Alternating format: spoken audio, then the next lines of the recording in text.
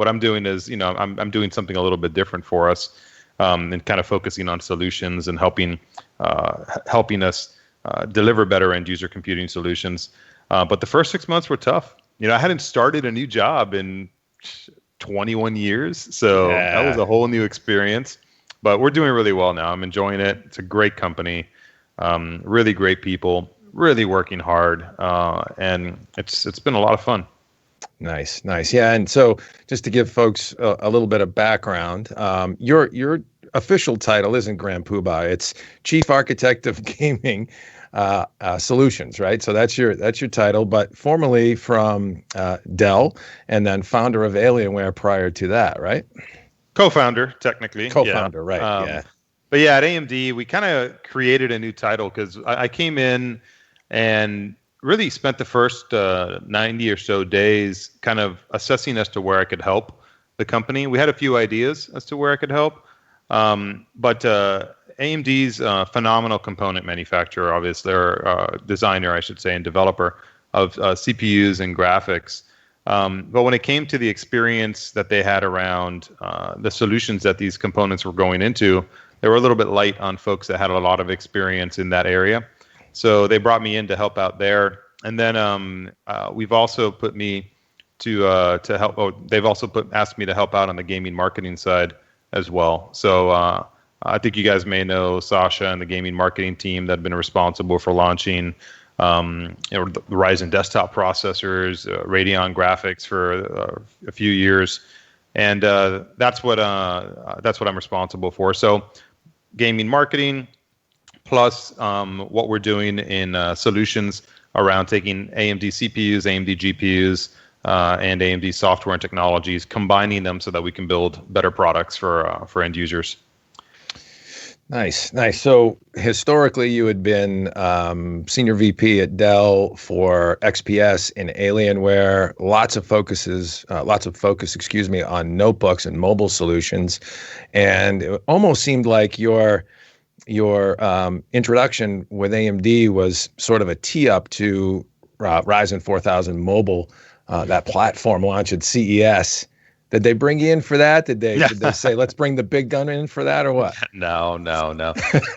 No, but I think the Ryzen 4000 launch was like unbelievable. What an incredible opportunity. I'm very thankful that they allowed me to go on stage at CES and talk about some of the great notebooks that were using the CPU.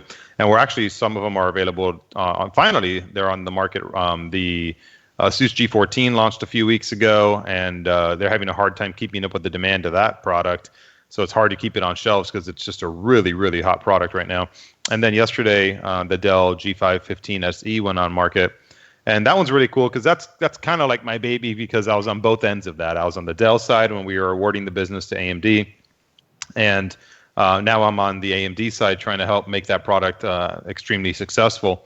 And we've really, just hit a huge home run.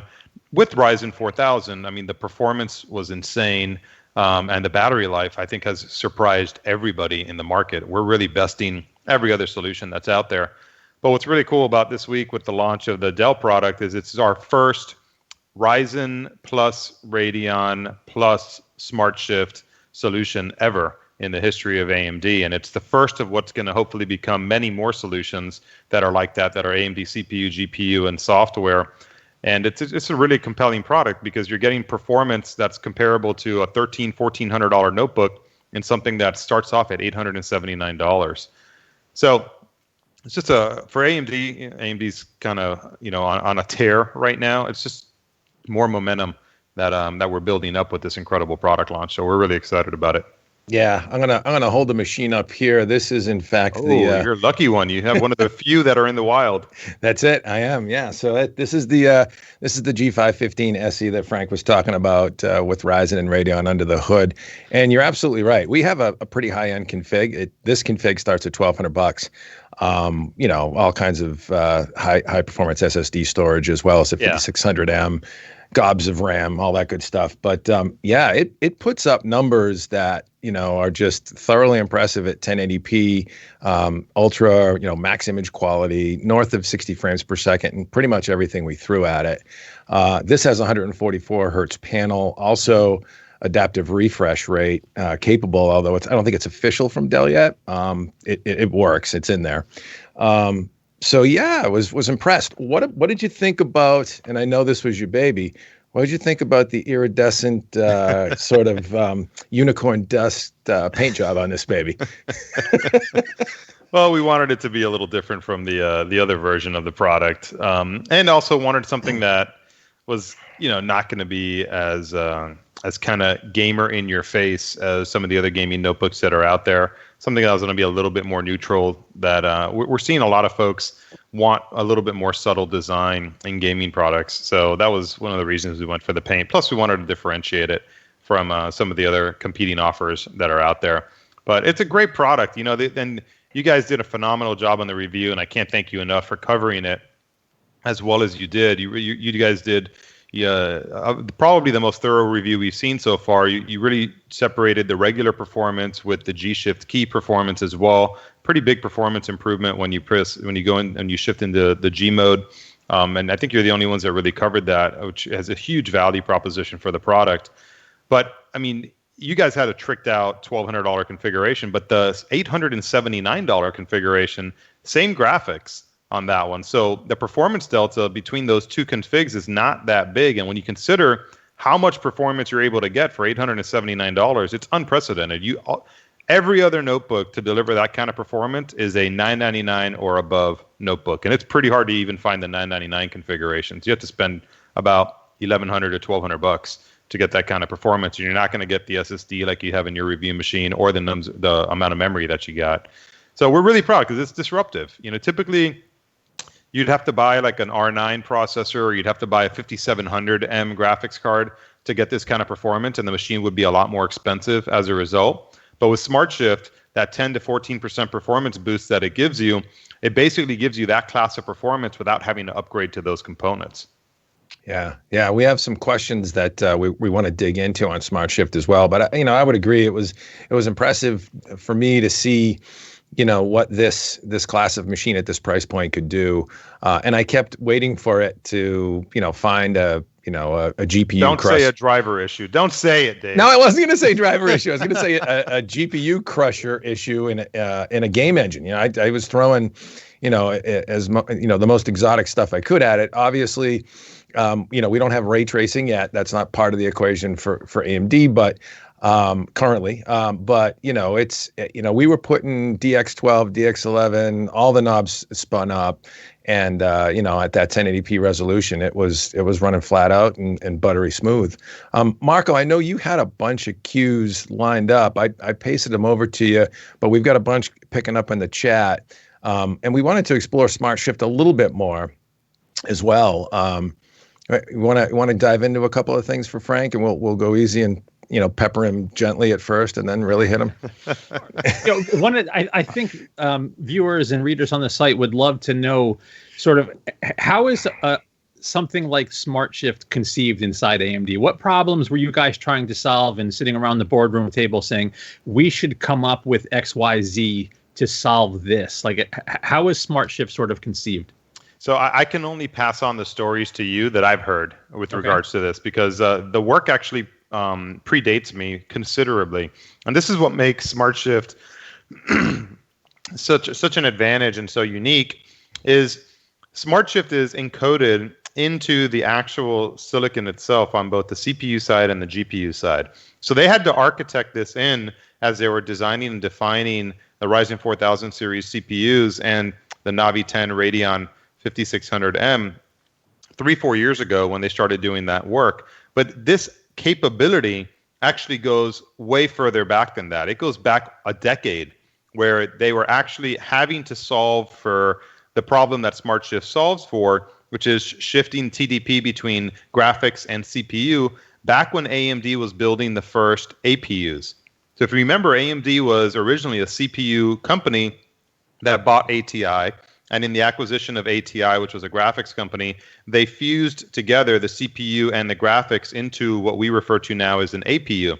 Well, in doing that, they had to build a technology that would shift the performance as required between the CPU portion of that single chip and the graphics portion of that single chip depending on whatever the workload required. They couldn't depend on the operating system to do that for them, so they had to do all the hard coding and firmware and SMU work within the CPU itself to be able to accomplish that. And they did, and they sold APUs, and they continue to sell APUs very successfully.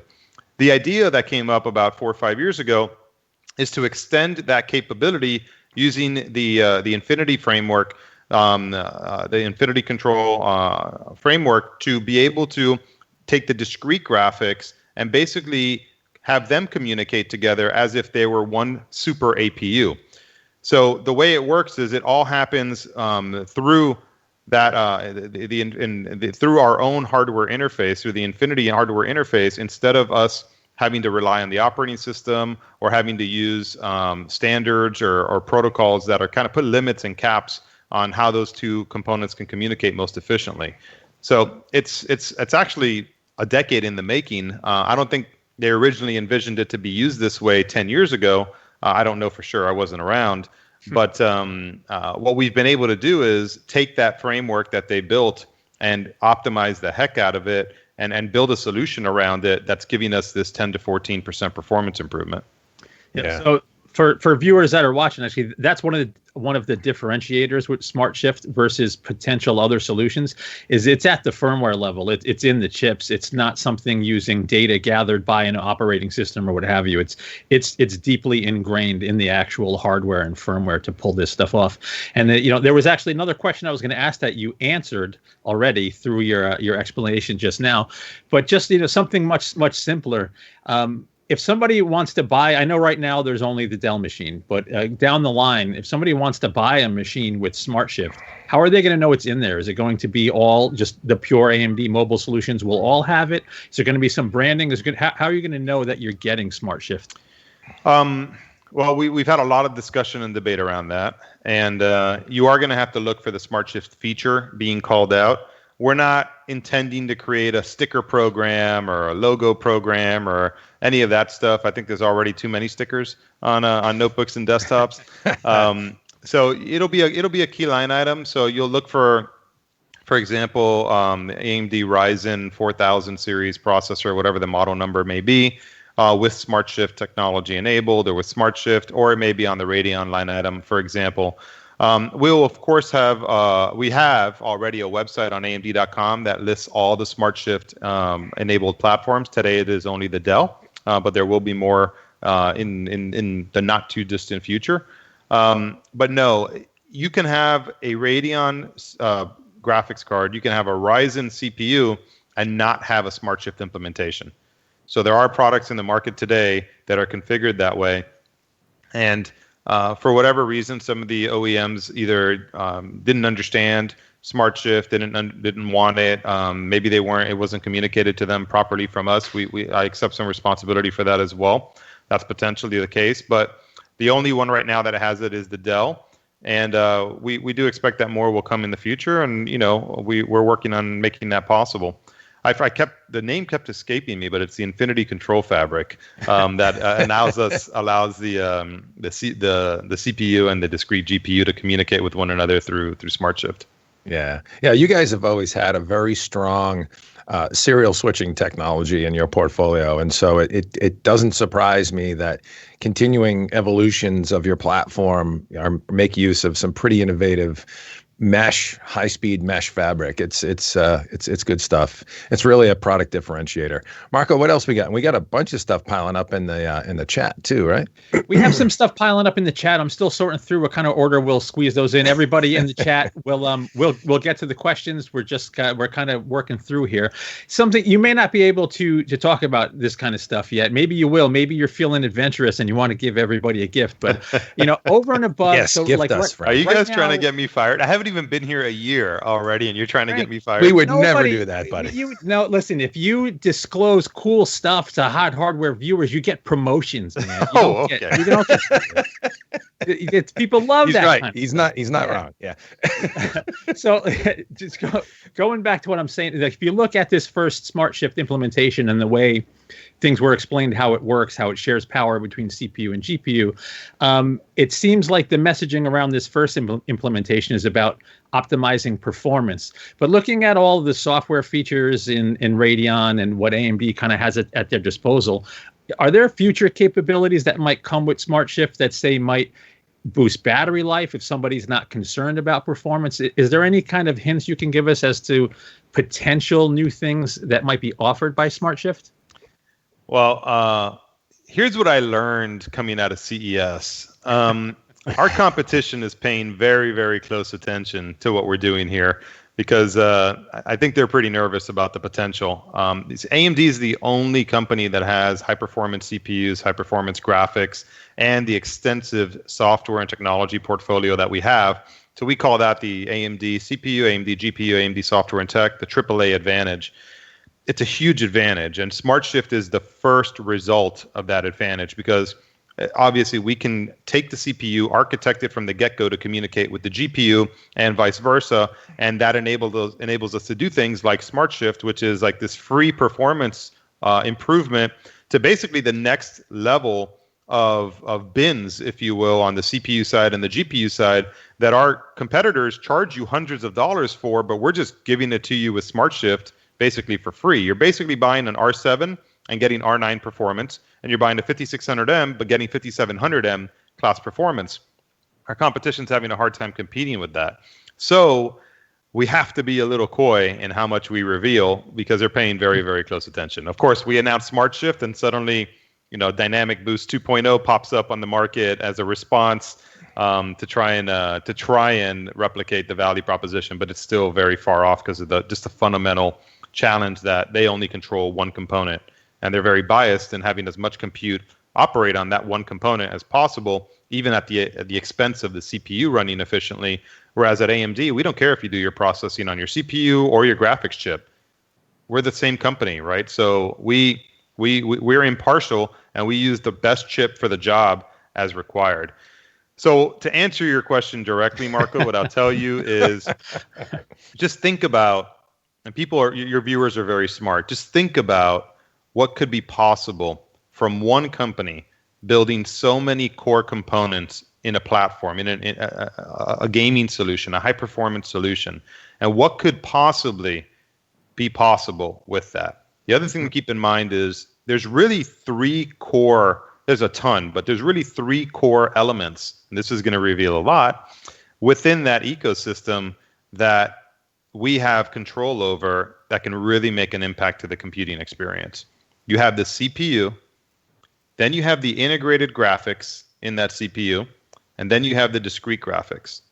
And today, when you run a system with discrete graphics, you pretty much turn off the integrated graphics. Well, that's how all systems pretty much work today, from our competitors and even from us. In the future, there's ways that we can do things much more intelligently than just turning off the integrated graphics. Again, we're impartial to where the computing is done.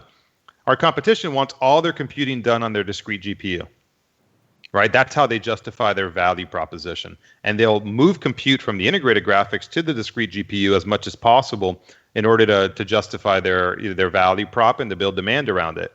Well, what if the best computing experience for you, depending on the workload, is actually on the integrated graphics? Like, what if I just want to play a game at 60 frames per second at 1080p, and it's a game like League of Legends or a game like CSGO? I don't need a crazy high-performance 70-watt GPU lit up in order to go do that. I can run that on AMD's integrated graphics. So we're going to get really smart around every single use case and every single user experience and use every tool that we have in our arsenal and in those solutions, those AMD Advantage solutions, to deliver the best computing experience to the end user. We're putting the end user first and the experience first, not our agenda of moving compute away from a CPU into a GPU or from moving it away from a GPU into a CPU and having that negatively impact the customer experience. I was thinking about that as well from a SmartShift perspective. Yeah, that dynamic balancing of workload on the GPU you might need at the time, and I know you can't speak about future products, but logically, I would think taking advantage of that IGP for better battery life on the fly, dynamically, depending on what you're throwing at it, and whether it be even at a given frame, you guys can probably work a lot of intelligence around that. So that makes a lot of sense. Interesting. Yeah. Interesting. There's a ton stuff. of opportunities. I mean, a ton. We did some brainstorming when I joined. We did 6 months. We did a few brainstorming sessions, and it was unbelievable how many ideas we were able to come up with just by asking the question, what could we go do? What would the benefit be to gamers and to end users? And the list is long. And a lot of it's in flight and in development. So there's going to be some very exciting announcements from us next year along the lines of the AMD Advantage and our AAA technologies. Very cool. Well, yeah, he kind of tap danced around that, didn't he, Marco? Yeah, I had some ideas too, but I'm not gonna put him on the spot. Look, I didn't give you the direct answer, but I gave you enough information for you to make some assumptions and answers on your own. All right, you got to use some of your own creative juices here, guys. Yeah. So creatively speaking, I'm going to bet the farm that streamers and guys that want to game on battery will have some interesting news in the next 12 months. But that's just me using some intuition. Little speculation. Yeah, just pure speculation. Frank didn't say anything. There's a bunch of stuff in the chat that I know that there's zero chance of Frank answering, so I'll just burn through them quick. Mike, you're not going to get any info on X670 or Zen 3. Sorry, it's not going to happen. I'm actually ready to make a huge announcement regarding Zen 3. Oh, cool. Go ahead, Frank. No, you didn't ask. You didn't ask, so I'm not gonna offer it if you didn't ask. All right, so now we'll move on. I have to go the reverse psychology route. Frank, you don't know anything about Zen 3. Come on, tell me what you know about Zen 3, Frank. I'm today, for the first time ever, I'm happy to announce that Zen 3 will be here before the end of the year. Wow, well, that's good news. Lisa already announced that. It's not me. I'm not the one announcing it. We know that. It's just the first time I announce it, but she already said that. So we also had a question from BG2. I think it's Tuber about will APUs benefit from DDR5? The answer to that is APUs will benefit from anything that offers more memory bandwidth. Yes. So yes. When that time comes, yeah, there's going to be a benefit of additional memory bandwidth, potentially lower latency as well. Let me see what else we have going on in here. So we have, so from the same user, maybe since you were so generous on the Zen 3 info, any interesting hints on how SmartShift connects to RDNA 2? Any RDNA 2 info you can give? Next question. Dave, you have to try. Dave, well, no, I wanted to see what he might offer us relative to Big Navi. I mean, there were people asking about that question as well. I don't know if you can, give us some preludes there at all, Frank. I suggest you pepper Scott Herkelman. He's very active on Twitter regarding all your Big Navi and RDNA2 questions. But look, there's not much I can tell you guys. SmartShift will absolutely work with RDNA2 in mobile designs. On desktop designs, it's a little harder on desktops because you don't really have a shared thermal solution. But if someone's developing an ultra small form factor and they want to use a shared thermal solution, there's nothing that prevents SmartShift from working in a desktop environment as well. Look, you're not going to get much out of me from RDNA2 except to say Epic last week showed off a really cool demo of Unreal Engine 5. Yeah. It's running on the PlayStation 5. PlayStation 5 runs on RDNA2. So I think you're going to see some more information and some more demos and some more features about RDNA2 coming out here. Between now and whenever the first RDNA2 graphics card launches. And then I could probably get a white marker and put a 2 here, or maybe Scott will send me hopefully Scott will send me a new shirt because my AMD shirt collection is kind of weak right now. I need a lot more of them, so maybe I'll earn an RDNA 2 shirt when the time's ready and the time's right. But look, it looks good. It's really cool to see the technology across compute, consoles, and so many other devices out there as well, and the benefits that that's bringing to us. So that's all I can say right now. I have a question I want to fire in at you, bud. So you've been at, basically ecosystem partners, manufacturing partners of silicon manufacturers for most of your career, for all of your career, I guess. Dell and Alienware before that, before the acquisition. Now you're at a semiconductor manufacturer, sort of, I guess, I don't know if it's up the food chain, but a different part of the food chain, if you will. What's it like to be in control of the entire sort of ecosystem offering that your great partners go build stuff with? How's that different? Because that's a different kind of life, right? It is. It is radically different. When you're an OEM, the tool set you have to work with it's broad, but it's fairly limited. If you think about an OEM's tool set, it's largely around the mechanical aspect of the product. So the shape, the industrial design, the thermals that you put in that product, the port selection that you make, the components that you choose. But by and large, you don't have a lot of, you have some, but not a ton of, say, over the really, really high tech components that are powering that experience, the end user experience that you're ultimately going to deliver to the end user. A lot of it's coming from the chip manufacturers and the operating system manufacturer, and then the software applications, the games themselves, or the ISV applications. Being upstream on the silicon side, suddenly ideas that once seemed impossible that we had downstream, when we were downstream as OEMs, you have engineers that can almost make anything because they're literally able to write the code for the intellectual property that goes into these processors on both sides, the CPU and the graphics side. And you've got some incredible software engineers here at AMD as well, that you just start throwing out ideas, and the conversation's not, oh, well, we can't do that. We don't know how to do that. We don't have the intellectual property to do that. That's nowhere in the conversation here. The conversation is, do we have the resources to add this to the roadmap? Like, do we have the bodies literally to write the code and to do it? But pretty much everything's possible all of a sudden because of the ownership that we have over the PC computing experience. So that is one of the main reasons I came to AMD, is because I'm going to exaggerate a little bit, but I'm kind of out of ideas on how to make them thinner, how to make them lighter, how to make them nicer looking. I mean, if you look at the stuff we left back at Dell, I left back at Dell. I mean, you're seeing some of it launch this week and last week with the XPS 15 and the 17 and the latest Alienware notebooks. Man, it's hard to imagine them getting much better than that. They are gorgeous. They're beautiful products, and they're remarkably impressive. So it's like, okay, I pretty much did everything I could do there, in my opinion. Now it's time to try and turn those ideas that once seemed impossible into possible. And there's very few companies that can do that. And AMD is best positioned to be able to do it because, again, it owns so much of that ecosystem. There you go. Hey, that was a totally loaded question, I guess. That was a great answer. I'm known to have very long-winded answers, guys. So you can just cut me off and interrupt me if you like. No, that was good. That was very insightful. It was good stuff. Good stuff. What else do we have in the chat, Marco? What are we calling any good stuff, or are we missing anything?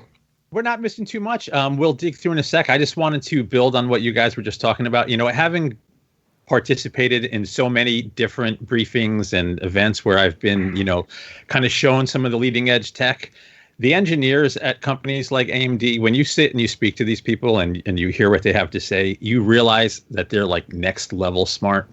Everyone's met smart people in the world, but the engineers in Silicon Valley making all this tech that we enjoy every day, it's so intimidating. I leave there feeling like, I should probably never show up again. There's just the smartest people ever. It's awesome. But that reminds me of like one of my favorite sayings, though, right? Like, yeah, that old saying, if you feel like the dumbest person in the room, you're in the right room. Yeah, I guess that's a good saying. I've felt a lot like that over the last 10 months. I'll tell you that. I've definitely been the dumb guy in the room. But, it's funny. It's like I sit and I listen to them speak, and I'm like, wow, this is unbelievably what an incredible learning experience, because I'm learning like something completely different. Like when you're an OEM, at least when I was an OEM, I really only cared about like 5 things. I cared about performance, price, the schedule, the TDP of the silicon, that's the thermal design power, and then the brand that the silicon had. That's pretty much what we pretty much all care about. Then there's some additional features in there, right? But that's about it. Yeah, it has core count and gigahertz, but ultimately just what's the result of all of that in terms of performance. Then you go to a company like this and you see how much goes into making all of that result possible, and the level of genius and the number of them that they have in the company to make it possible.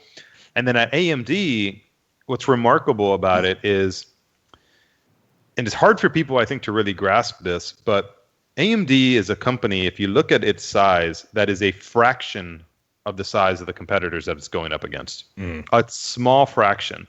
So we have a fraction of the resources, yet we're taking on companies like Intel and companies like NVIDIA.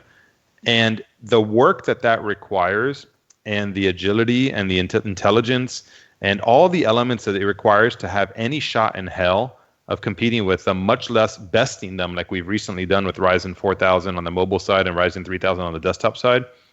It's like the 300 going up against the Persian army. It's unbelievable. You have to be the best. And working in that room, like you were saying, Dave, where you may not be the smartest person in the room, but that's the room you want to be in, that I'm learning a ton. And that's where I feel like I'm really thriving. And then what's really cool too is then whenever I speak about what I know really well, which are solutions and experiences and laptops and desktops, the room's listening and they're learning from me. And suddenly I'm like the smart guy in the room. And it's great because I remember someone telling me, hey, we don't need another silicon design engineer. We have like 8,000 of those people. What we need is what you bring to the table. So I may feel like an idiot 95% of the time, but it's that 5% that I get to add a little bit of value that makes it all worth it. There you go. There you go. Good stuff. Good stuff. Chris, did you had something you wanted to jump in on there with, or did I miss that? Yeah, he actually kind of answered my question in there, and basically the perceptions of going. I guess more so the things that you, as a OEM integrator, were like, why can't this be done? That now that you're at AMD, you're like, oh, that's the reason. If you have any of those experiences. Yeah, I mean, a lot of them I can't talk about because they're in the works and it's intellectual property that we're working on. But software, I'll give you an example. When I learned about SmartShift, when I came to AMD, because the work did predate me, I was looking at it and I'm like, man, this is really, really cool, but no one's ever going to see it. Like you can feel it, but you really can't see it. Yeah. And because it's always on, you don't really know how the power is shifting between the CPU and the GPU or what the impact of that is. So I remember sending an email to the guy who runs our software team. I go, hey, would it be possible to just build a little visualizer so that people can see what SmartShift looks like and in real time, and they can see the power shifting between the CPU and the GPU? That would be cool. He's like, yeah, no problem. It'll be done. And he said, when do you want it? He goes, when do you want it? I go, I don't know, like March of next year. He goes, oh, thank God. I thought you were going to ask me for it this month. I go, what? Now, what I'm used to is you have an idea. Everybody tells you, no, it can't be done. Okay. Then I have to spend the next 6 months convincing everybody that we should go off and do it. Then after I convince them to go do it, I have to spend 2 months trying to find the resources to go off and get it done. Okay. Then I have to go off and actually get it done and basically micromanage the whole thing until it concludes to ensure that it gets out and it gets out correctly. That's the process that I've been used to for a long time. And part of it is because we don't have so much control over so many of these components. It's harder for a third party to do these types of things. And you have to reach out to someone like an AMD, for example, if we had that idea at an OEM, and convince them to want to go do it. They have to, sell it within their company internally. You have to figure out if you're going to get to the right person, because you're typically starting to work with a salesperson who has to kind of represent your needs inside the company. But at AMD, it's like you talk to the person who runs the product, you you give them the idea. They're like, it's a good idea. Let's go do it. And they're asking you if you need it in a month, and telling you that's going to be a problem. And when you tell them, no, like I was thinking 6 months from now, they're like, oh yeah, that's easy, no problem. Consider it done. No presentations, no executive reviews, no business cases, none of that stuff. It was just like, of course, this makes sense. Let's go do it. That's incredible. I'm really thriving in that environment. Did I miss that piece of software, Frank? Check out the Adrenaline software. Make sure you have the latest version. It should be 2020, I think, on the Dell product. Yeah. And there should be a SmartShift visualizer tool in there, so you can mess around with it. Oh, cool. All right. And then it has an overlay feature as well that'll pop up in the upper right-hand corner, so you can see it over a game. I was just going to ask you, can you overlap that in the game? Okay, cool. Thank you for that feedback. Thank you for that feedback, because now you gave me something to go back to the guy who briefed you on the review. You know, somebody we know really well. I'm not going to give him. I'm not going to say his name. You're assuming Dave paid attention. I wasn't. It may have been a me thing. No, it's Frank. not Ray's fault. It wasn't Ray's fault for neglecting to brief you on this. Oh, wait a minute. Yeah, Ray says, by the way, do you miss him? I almost forgot about Ray. This is Ray Watkins of Dell, and he's asking, do you miss him? And then I guess I just threw him under the bus too, so that's cool. Yeah. It could have been you kind of saved him by saying you weren't paying attention. So I'd still like to blame him, because I like you a lot more than him, and and whether I miss him or not, it's irrelevant, because I would never admit publicly that I miss him. So it doesn't matter. We only talk about that privately. Yeah. That's one of those stays in Vegas kind of things, I guess, right? No one can ever know how I really feel about Ray. All right. What else we got? Anything else in the chat, Marco? Yeah, so I have to give a shout out to Chris Morley. He's on Frank's team. He's in the chat, and he Chris said, shout me out. So I am shouting out Chris quickly. But, I'm glad we're back on the subject of SmartShift. That was an awesome conversation, and I didn't want to sort of derail it and come back to the tech. But just to provide some clarity, if you're still in the mood to chat about SmartShift, this first implementation in the Dell, as I mentioned before, seemed all about boosting performance on a nice high-end config. It would seem to me like on lower-end configurations, you may have more headroom. Does SmartShift make more sense on sort of, the lower-end Ryzen configurations? I wouldn't say it makes more sense. It's all really dependent upon what your TDP envelope is and how much headroom you have within that TDP envelope. So I think I don't know if it's linear or not on the way down. We don't have a lot of lower end SmartShift configurations planned right now. Pretty much everybody's planning it at 5600M and above. So I don't think it'll make a huge difference on the low end, but I really don't know. We'd have to look at that. Hey, I just pulled up the G5 15 SE's reviewer's guide. I don't see any mention of SmartShift overlay. I'm sorry. Oh no, I didn't miss it. Ouch. Can I take a minute to just start text bombing Ray right now during the live stream and harassing him, please? Dude, his wife's in the chat, man. You're going to put him in the doghouse. Well, she can smack him for me then. It'll be all right. He needs a little abuse, yeah. All right. Well, I'm sorry, Marco. Go ahead. I didn't mean to interrupt you, that kid. Oh, no. I felt like I was interrupting you. I was just, it dawned on me that because, you have that shared cooling solution, if one of the components are maybe, pumping out or using less power and pumping out less heat, the other may be able to boost higher, longer, what have you. So it was just me, sort of thinking out loud, digesting what SmartShift does. But, Frank explained it well. We're good.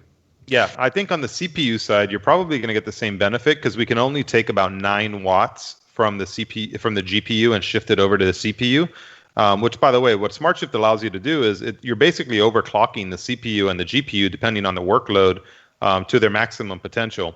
So a 45 watt CPU, which is the typical configuration of a Ryzen 4000 series, that goes all the way up to 54 watts in a SmartShift configuration. So even if the graphics was lower, you would be able to probably shift up to 54.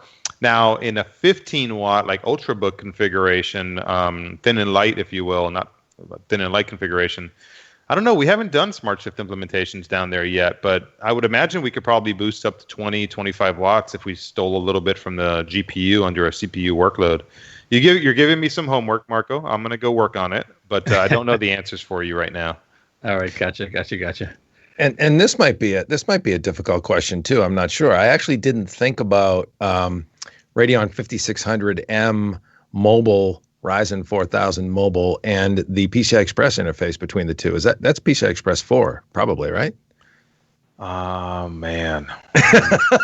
It's got to be. I think on notebook it's 3 still. Is it 3? But I'm not sure. It's still 3 on notebook. It's yeah, still 3. It's still 3. Is that okay? All right. You're bumming me out here, Dave. Well, actually, I was trying to think that through, and I think 4 is a little bit more power hungry these days. It's still being optimized for power, so that makes sense, Frank. You are right. You're testing me now. You're testing me. All right, that's fine. It's fine. So I just quickly, we have Sanchez in the chat asking if we've ever met Dr. Sue. I know Frank has. I have stories. I know Dave has. And if you go back and look through Dr. Sue's tweets from a couple years ago, you'll see me on stage at AMD discussing the company with a couple of other editors. I was, blessed with an opportunity to speak at AMD a couple years back, and Dr. Sue tweeted out my picture, so I have proof that I met her too. And they've invited you back, so I guess you did well. I can never understand why. I'm just so horrible to be around. I think this whole COVID stay-at-home thing was for you, Marco. It's probably why. It was a smart decision to lock Stay home down. I mean, Marco did start the outbreak apparently at CES, so I did. Did you get sick at CES? I came back deathly ill. I came back sicker than I've ever been, and then a week after, my daughter had 105 fever. She got what I had too. It was brutal. Yeah, but that's a different discussion, man. Yeah, that was tough. That was not fun. Linus would always do this like fist bump thing or not touch hands or anything like that. And I'm going to adopt that now moving forward. I'm never shaking your hands again, by the way, guys. I'm going to do a nice Japanese bow or something where there's zero contact. But I'm turning into a germaphobe officially after this. Dude, I usually get the shake and the bro shoulder hug. I mean, I'm not. Oh man. Yeah, it's gone, man. It's gone. You're never gonna feel that shoulder again. I'm telling you. have a nice shoulder, Frank. I'm just saying. All right. Well, actually, let me. What did I just pull up here? I saw something a minute ago that was interesting that I thought of. Well, actually, what occurred to me was we've got Dell out the door. All AMD configurations coming from other manufacturers, other OEMs. Are you Go ahead. Yeah, we have the MSI Bravo 15 and 17, which are out already, and they're Ryzen and Radeon configurations. We've got the Asus G14 and G15. Those are Ryzen and NVIDIA configurations up to the 2060. Those are incredible product. That's the one I held on stage at CES. 3.5 pounds, 14 inches. Unbelievable performance, unbelievable battery life too. Did you guys review that one? We did not. Not yet. Oh no, the G14 we did. Oh, the G14 we did. Yeah. Okay. The Asus product. I thought you meant the MSI. Yep. Yeah. Sorry. Yeah. The Asus G14, and then they have a G15 version of it. We've got the Dell now, and there's a few others. I'm not sure if they've been announced just yet. I don't think so.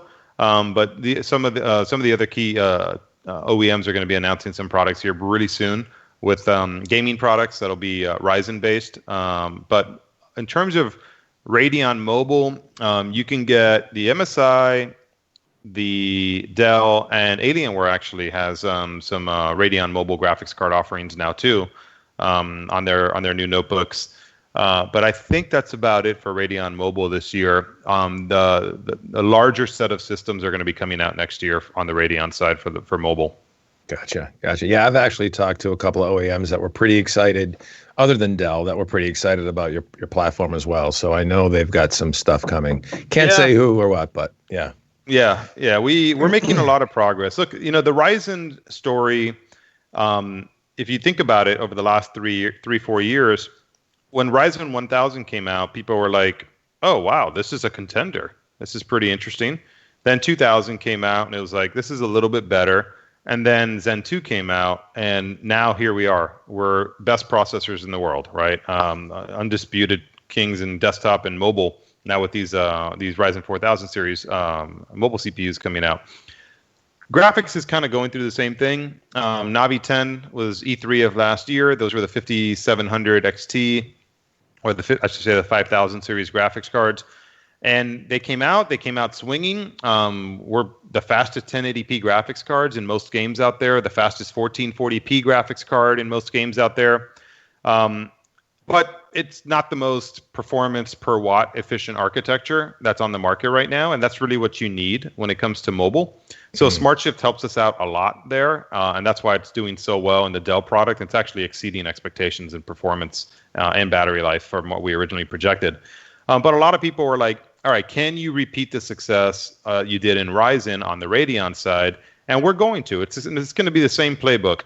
Version 1, we got to be a contender and get in the race. Version 2, we're going to get a lot better. And version 3, we're going to probably be best in class if we're not already best in class by version 2.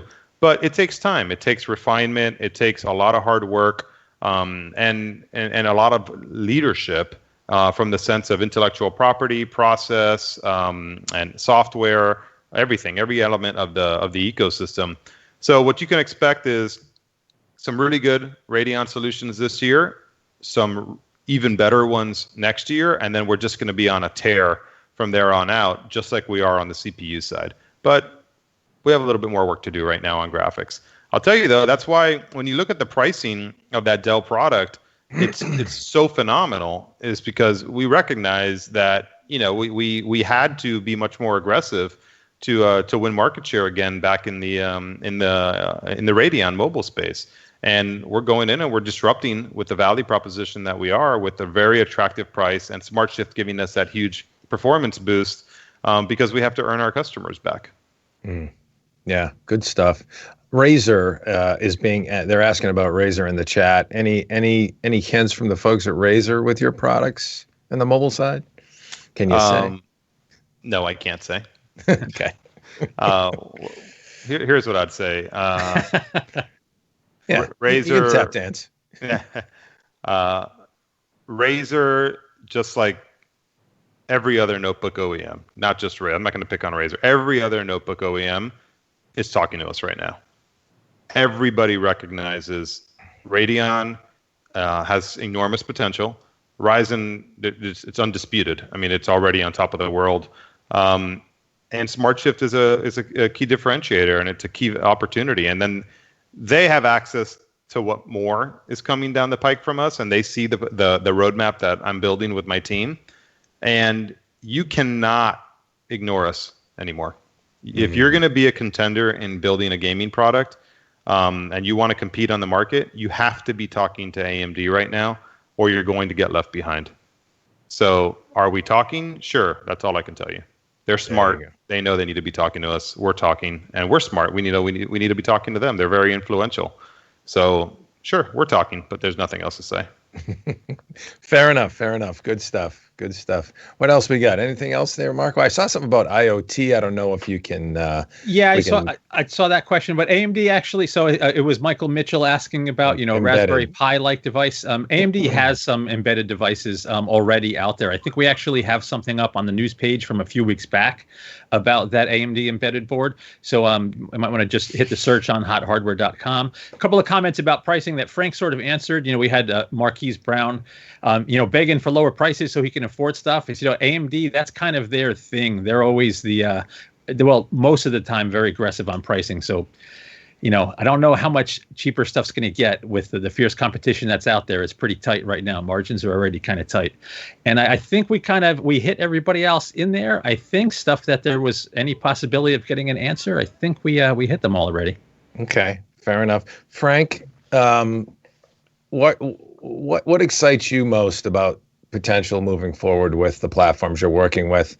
And is it kind of what you see for untapped potential on the mobile side or the desktop side, or is it all of the above? I guess what's really sort of keeping you awake at night with excitement? All right. And I love when you may have to pick a favorite.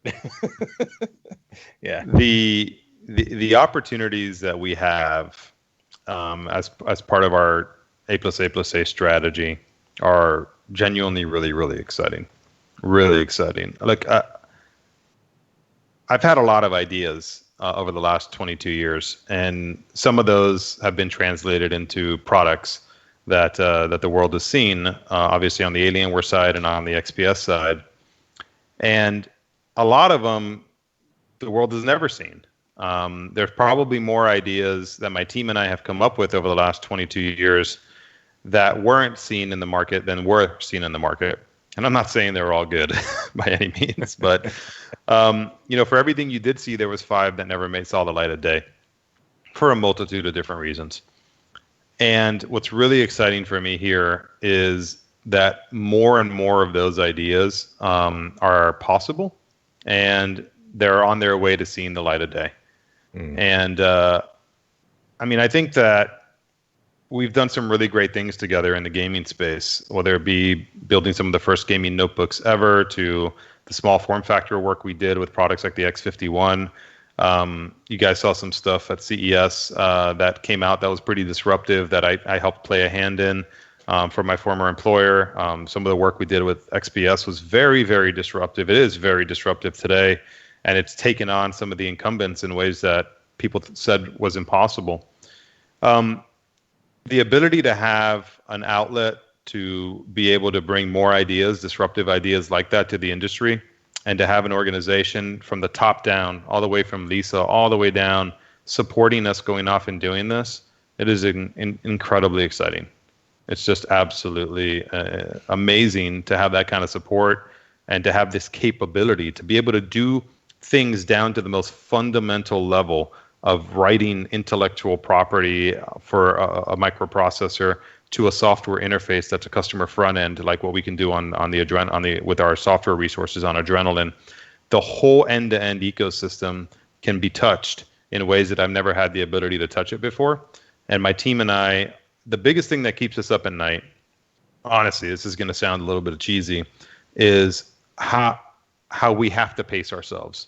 We have over 100 ideas, and our appetite's a lot bigger than our stomach, and we're having to pick and choose which are the lowest hanging fruit, which are going to be the most impactful, which ones can we get done the quickest. And we had to spend like 3 months building a process for this because this is such new work for AMD and for really the industry, that to figure out which ones we're going to do first, it's very complex because there's resource requirements, there's costs, there's just timeline, there's intersections to the roadmaps that we have from CPU, software, and graphics. There's intellectual property that doesn't exist that has to be created, and that has to be done way, way, way upstream, like 3-4 years. You're not going to see that stuff. So there's all these levers and all this stuff that went into building this process to finally get us to a roadmap. And what keeps me up at night is, how do I go from 10 things, for example, next year to 11 to 12 to 13 to 14 to 15, because I want as much as I can next year, and then the year thereafter, and I don't want it to take 4 years for this stuff to materialize. I want to try and get it done in 2 or in 3. But that's what I would say is really the most exciting thing. The worst part about the whole answer is that you have no idea what the hell I'm talking about in terms of any details.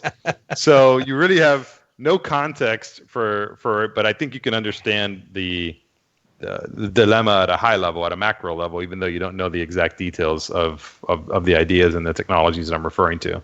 But it's exciting stuff. I mean, we changed the game, no pun intended, in laptops and desktop computing and gaming over the last 22 years, both as AMD, but also me in my previous role. And we are going to be able to do the same in significantly meaningful ways in the near future. And that's really exciting. Good stuff. Yeah, I can totally understand the need to pick a horse, in different situations. You only have so many resources, so many hours in a day to get it done. That's the challenging part. That's why they hopefully pay you the big bucks, right, buddy? That's all relative. No, that's good stuff. I mean, it is an exciting time, and I think we've been in this for decades now, believe it or not, which is crazy to say, but covering and following AMD for decades, and it's great to see the level of competition now across virtually all compute platforms, whether you talk about desktop, mobile, data center. The fight that you're bringing, the options that you're bringing to the table, and the cost competitiveness, it benefits us all as consumers. At every level, it's a beautiful thing.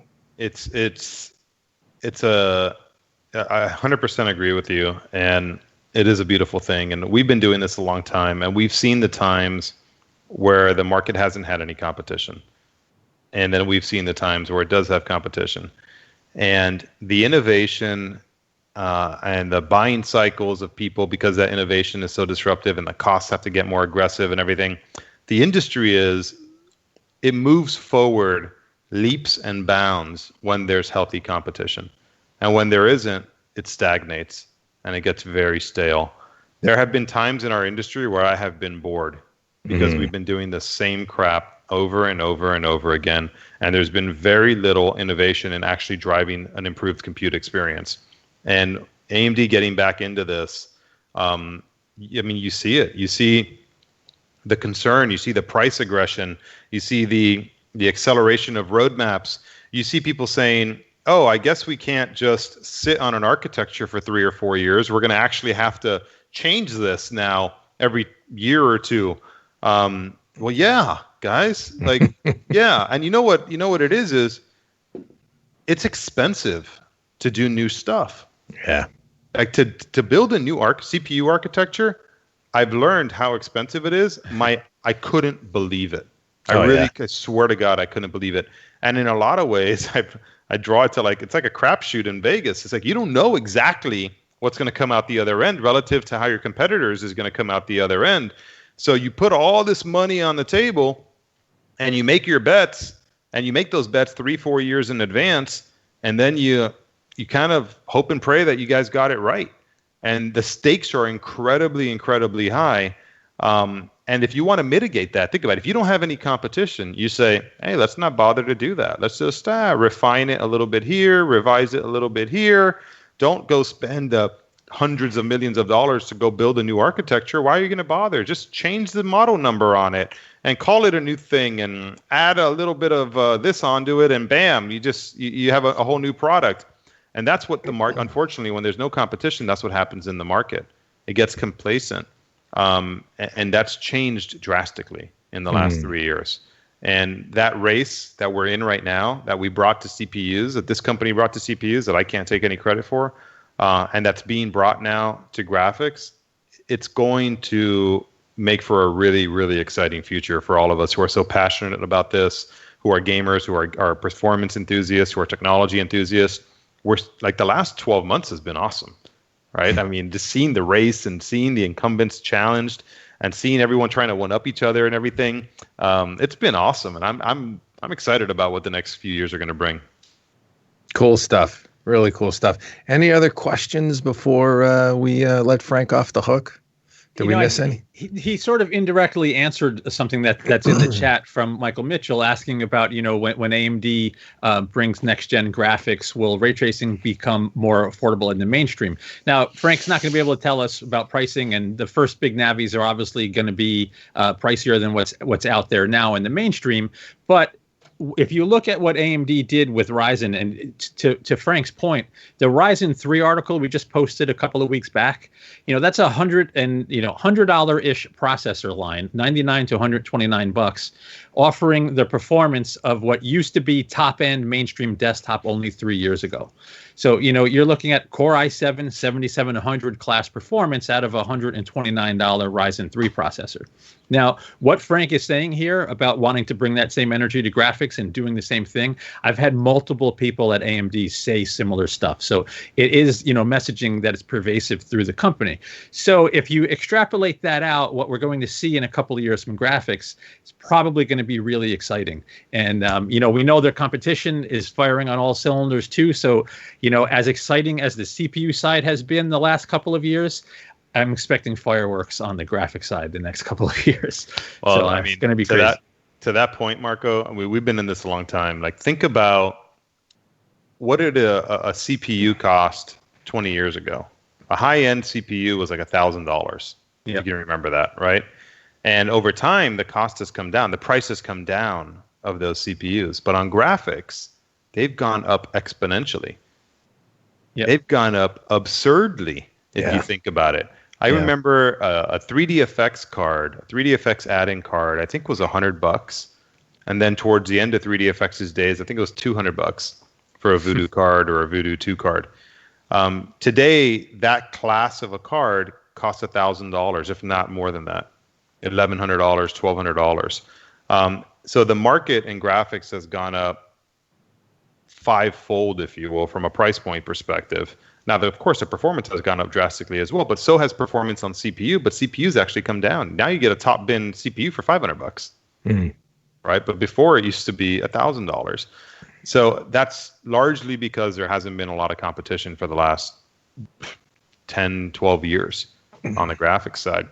And we saw it. We saw it with July's launch of last year at E3. We saw when we introduced our graphics cards, right? The competition reacted, and then we reacted to the competition. And ultimately, who ended up winning? The consumer ended up winning. So you're absolutely going to see the competitiveness on the CPU side eventually coming on the graphics side. I'm not going to tell you it's going to happen immediately by any means. I'm not going to overcommit that to anybody. But we're very committed to winning in graphics. It takes time. This stuff is ridiculously hard. But we're not going to let our foot off the pedal. It's gonna happen, and we're already starting to make some inroads. And hey, it's going to be fun to watch on either end of it. Whether you're the consumer, whether you're the tech journalist, whether you're us on the silicon side, it's going to be a blast to watch. I'm looking forward to it. Me too, man. Good stuff. Good stuff. Frank Azor, thank you so much for joining us today. Thanks for having me, guys. This has been fun. Yeah. Now I can start my happy hour on a Friday at 6:07. Dude, we've been keeping you from the long Memorial Day weekend. This is crazy. I'm going to evolve from lime seltzer water to a little bit of tequila in here. Attaboy. Nice. There you go. Time to kick into Friday.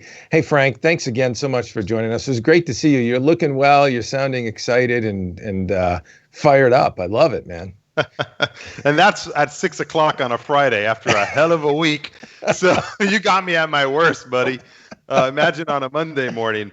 You should have heard me on Tuesday. My poor team was hearing me excited on Tuesday. Let me tell you that. But thank you guys so much for the time. You guys look great too. I missed you guys. No hugs, but I do look forward to sharing a drink with you. Amen. That'd be great. That'd be great to see you again sometime soon. And thanks so much again for sharing a piece of your Friday afternoon with us, your Friday evening. Frank Azor from AMD, the Chief Architect of Gaming Solutions. Good stuff, buddy. Great to see you. Hit thumbs up and subscribe, folks, to get this video out there. We want Frank's word to get broadcasted far and wide.